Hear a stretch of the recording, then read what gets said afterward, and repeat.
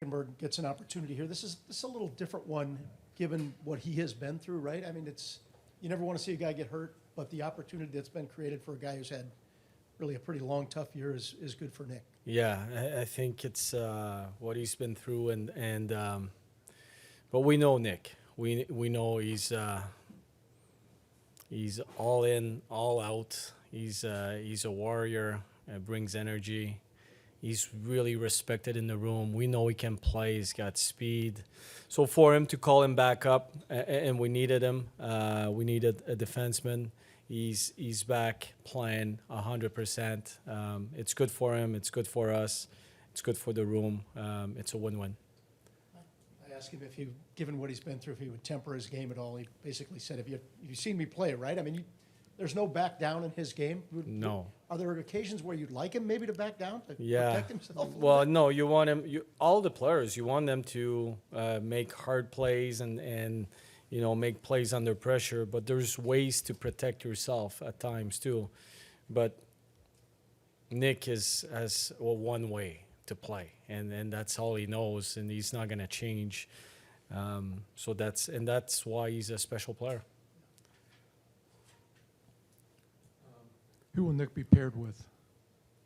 I think we're going to play with the combination. He's going to start. He can play left. He can play right. We also have Severson that can play right and left. He's a righty, so is Nick.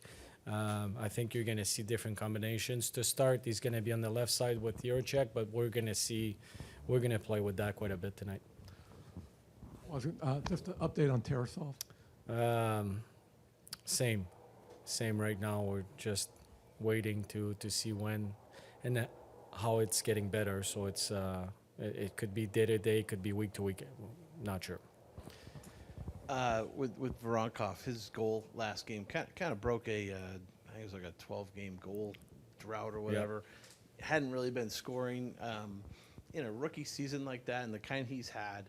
Is it I mean, you don't want a guy to go through a situation like that, but when he goes through it, is it almost a good thing for them to kind of learn how to handle that situation? You can turn that into something positive, but you know what?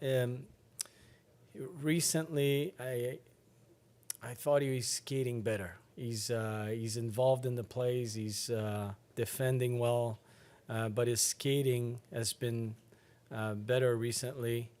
And that goal was a nice play. Texier, a good recovery in the offensive zone on the power play. Tex, nice seam pass. Marchenko, one-touch pass, and he's in the right position. So, but I think for him, when he's skating the way he's been skating recently, he's a big, strong man.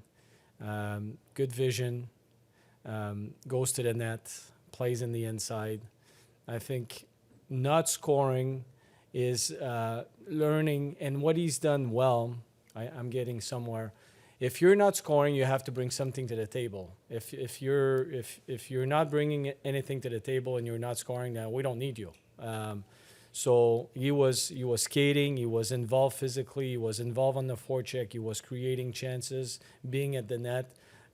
So that's. I didn't see him changing his game because he needed to score, and that's a good thing. Marchenko's been playing, I think, a lot better, the last 2 weeks or so. He has another goal last game that's just kind of a crazy one. It's off the guy's mask. We saw the one between the legs in Buffalo.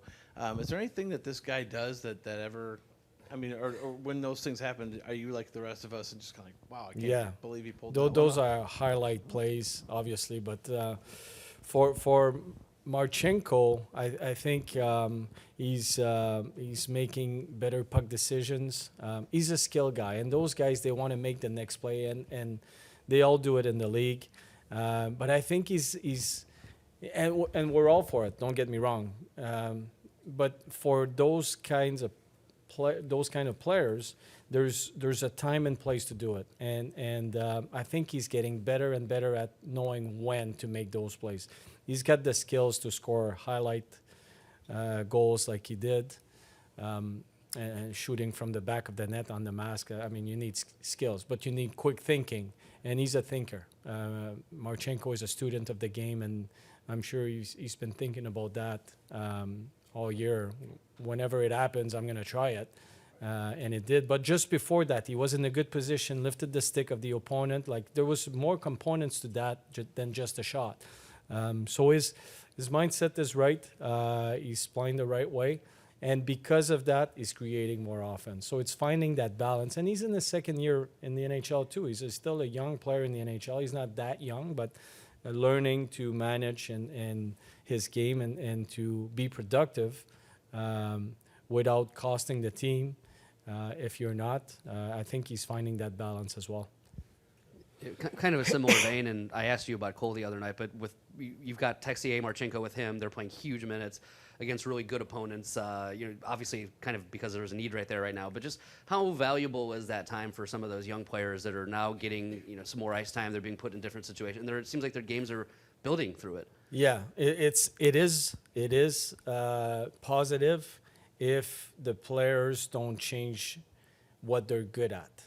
So if you're trying to change your game because you got more ice time, because you got different opponents, you're going to lose. There's a reason why we put them in that positions. It's for what they've done in the past. And if you change that, then you're just going to go back to a different role. But right now, I think what they're doing is staying true to who they are, what they're good at, and it allows them to play against those key players on the other teams and be successful. Last game was a hard game for that line, heavy matchup, like big bodies, older players, strong on the puck, but they still managed to play well. Paz, you've talked about the fans here at Nationwide Arena at length this season, but tonight's fifth line celebration night, they've been here for you all year long. So what do you want to showcase in this game for them? Well, we want to compete. We want to compete. I know they understand the situation we're in. They understand that half of our team is basically played in Cleveland all year, that's no excuse for compete. I think they and we own them. We owe them to show that we're going to compete. And for us, because we are creating winning habits and the mindset that it doesn't matter who's wearing the jersey. Do we have enough players to play a hockey game? Yes, we do. And let's do it right. They've been amazing. It's well known around the league. When I know coaches on the other teams and management people, and they all say the same thing. And you know what? Our business operation department is doing an amazing job as well. But the fans keep showing up, and it's we owe that to them. We're going to compete. We're going to compete. Just really quick, what have you thought of Malatesta so far? When you look at him, he's got an NHL body, I think, like right now already. I mean, he's a pretty big, strong guy, but he's still a young kid. What have you thought about his game so far? Well, he's not a tall guy, but he's in the top of our when we do our testings, he's always in the top, especially at camp, when we go a little bit deeper into that thing. You know what? You don't win the MVP in the playoffs at any level, and the MVP at the most important tournament in junior hockey in Canada, just by accident. It's not luck. This guy is intense. He's alert. He's live. He's alive on the bench. He's aware of what's going on. There's no fear in his game. I think he's a guy that wants to be the key guy when game matters and at key times in the games. Doesn't lack confidence. Great. We like that. He knows what he is and who he is as a player, and he brings that. And he wants to be seen. And he's given an opportunity, and every game we're like, well, he's doing it again. And when you do that consistently, at some point you find yourself in a position where you're in the NHL all the time. And that's what he's been doing. So great opportunity for him because we have so many injuries. If that didn't happen, we wouldn't be seeing him right now. But for him to showcase himself the way he's doing it, and we're lacking those kinds of players a little bit, like those gritty, in-your-face, disturber kind of guy during the games. Every game there's somebody chasing him around, and that's a good thing, right? When it's done right, and so far he's been doing it right. And he goes to the hard areas. I don't see any major issues with the routes that he's running.